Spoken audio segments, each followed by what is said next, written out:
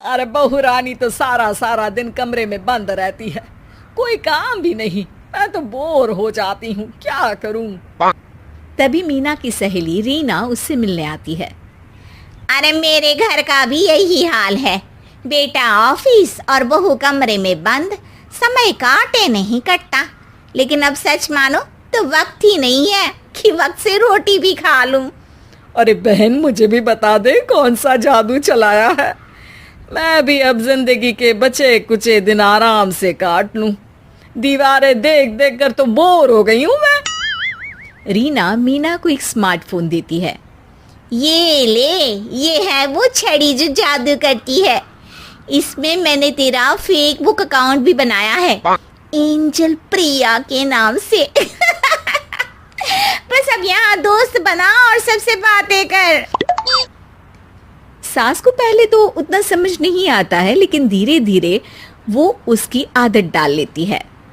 माँ जी जल्दी से खाना खा लीजिए, मुझे थोड़ा काम है। अरे तू जा, मैं खा लूंगी, अभी वक्त नहीं है। और सासू माँ मोबाइल में मुंह गड़ाए जवाब दे देती है। बहू समझ ही नहीं पाती और वहां से कमरे में चली जाती है। अचानक सास को किसी प्यारी पिंकी की फ्रेंड रिक्वेस्ट आती है। अरे वाह, ये तो कोई प्यारी सी लड़की लगती है, बात करती हूँ। सास फ्रेंड रिक्वेस्ट अपनाकर बात करने लगती है। अब क्या था, सास सारा दिन उस सहेली से बात करती, अपनी कहती उसकी सुनती। एक दिन सास फोन पर ही सर गड़ाए। अरे बहू, जरा मंदिर के लिए थाली सजा दे, आज कीर्तन है। बहू फोन पर किसी को मैसेज टाइप करते कहती है। माँ जी क्या है, अब मुझे क्या पता कि आपको कौन कौन से भगवान की पूजा करनी होती है। तभी सास के पास कोई मैसेज आता है। अच्छा अच्छा ठीक है, रहने दे, मैं ही कर लूंगी। अब मैंने मना थोड़ी ना किया है, कर देती हूँ मैं। अब मैंने भी बोला ना कि थोड़ी देर में बात करती हूँ, तो मैं ही कर लेती हूँ, तू जा अपने कमरे में। बहू वहां से चली जाती है। सास मंदिर पहुंचती है और मंदिर की सीढ़ियों पर बैठकर सास फोन पर लिखती है। अरे मेरी बहू सारा दिन अपने कमरे में बैठी रहती है। वहां से रिप्लाई आता है। मैं आपकी बहू को तो जानती नहीं हूँ, लेकिन हाँ एक बात है, हो सकता है आपने उसे ताने दिए होंगे या फिर उसका दिल दुखाया होगा। ऐसा करने पर बहुओं का मन ससुराल से हट जाता है। याद रखिए, बहू और बेटी में फर्क होता है। सास घर जाती है और बहू से बड़े ही प्यार से बात करती है, उसके लिए खाना बनाती है, उसे गिफ्ट में साड़ी भी देती है। जिसके बाद अगले दिन, माँ जी चलिए, आज मैं भी आपके साथ मंदिर चलती हूँ, आते वक्त भोले भैया के गोलगप्पे खा कर आएंगे। अरे हाँ बहू, ये तो अच्छा है, चलो। सास मन में सोचती है कि उसकी फेक बुक वाली दोस्त कितनी अच्छी है। उसके समझाने से उसे उसकी बहू वापस मिल गई। वो बहू को अपनी दोस्त के बारे में बताने का सोचती है, लेकिन फिर चुप हो जाती है। बहू फोन पर टाइप करती है। मेरी सास मुझे नौकरानी समझती है, एक गिलास पानी तक खुद नहीं लेती। मन तो करता है कि बोल दूं, मैं बहू हूं, कोई नौकरानी नहीं। वहां से रिप्लाई आता है। देखो, तुम्हारी सास को तो मैं भी नहीं जानती, लेकिन वो बुजुर्ग होंगी। पूरा जीवन उन्होंने घर गृहस्थी चूल्हा चौका में निकाल दिया। और फिर तुम ये भी मत भूलो कि जिस पति पर तुमको इतना गर्व है, उसे भी शिक्षा उन्होंने ही दी है। तो जिसने तुम्हें इतना दिया, क्या तुम उनकी थोड़ी सी सेवा नहीं कर सकती?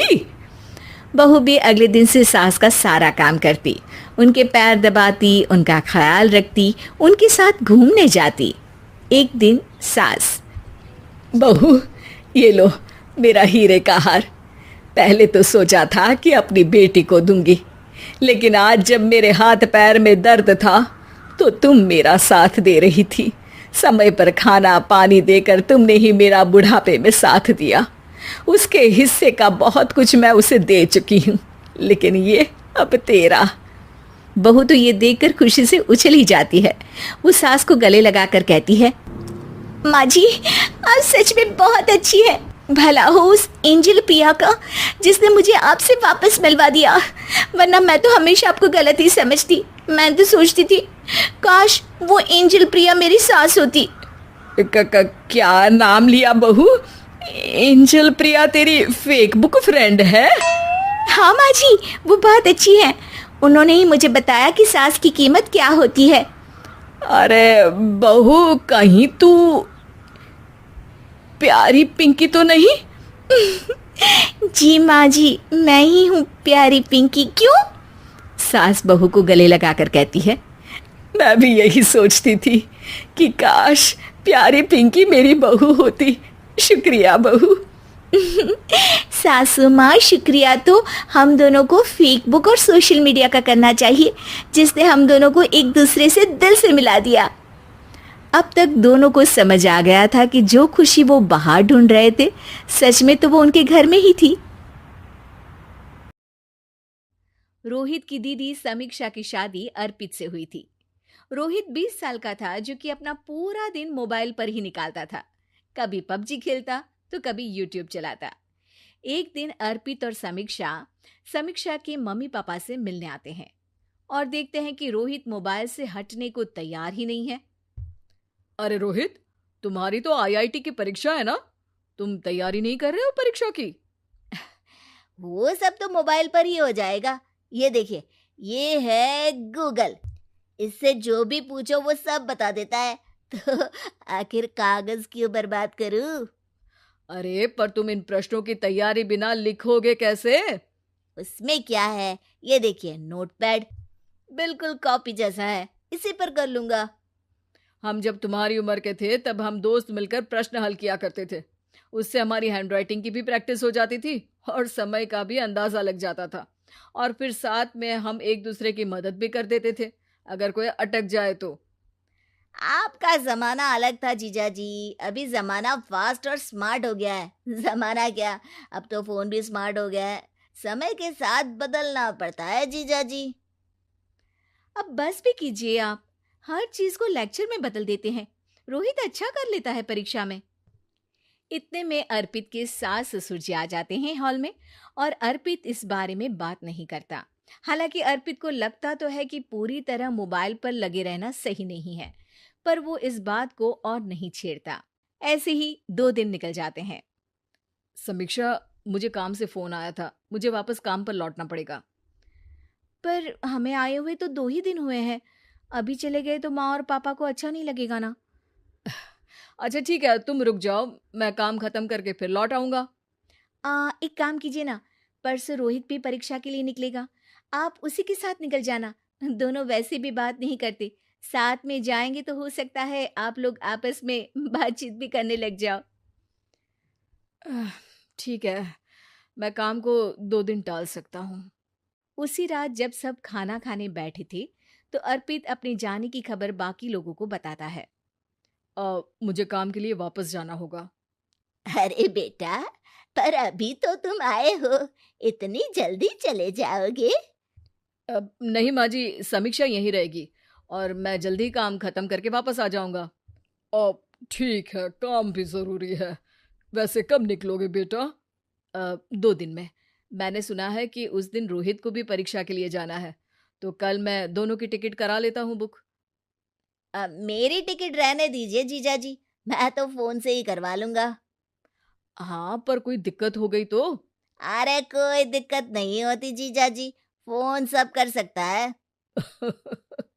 हमारे फोन के रिचार्ज से लेकर टीवी का रिचार्ज सब रोहित यही फोन से बैठे बैठे कर देता है। अब ये नई चीज तो हमारे समझ के परे है, पर अच्छा है कि रोहित जानता है। हमारी मेहनत इतनी कम हो गई भाई।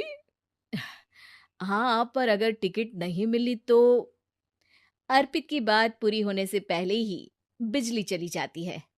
अरे ये क्या हो गया, आपने बिजली का बिल भर तो दिया था ना?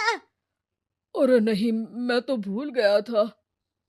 अरे टेंशन मत लो माँ। देखा जीजा जी, आप बिजली का बिल भी भर सकते हो, समय बदल गया है। एक बार फिर अर्पित इस बात पर बहस नहीं करता। अगले दिन जाकर अपनी टिकट करवाता है और पैकिंग कर रहा होता है जब शाम को अचानक से रोहित के चिल्लाने की आवाज आती है। नहीं, प्लीज प्लीज हो जा, ऐसा मत कर यार, प्लीज हो जा। अरे क्या हो गया रोहित?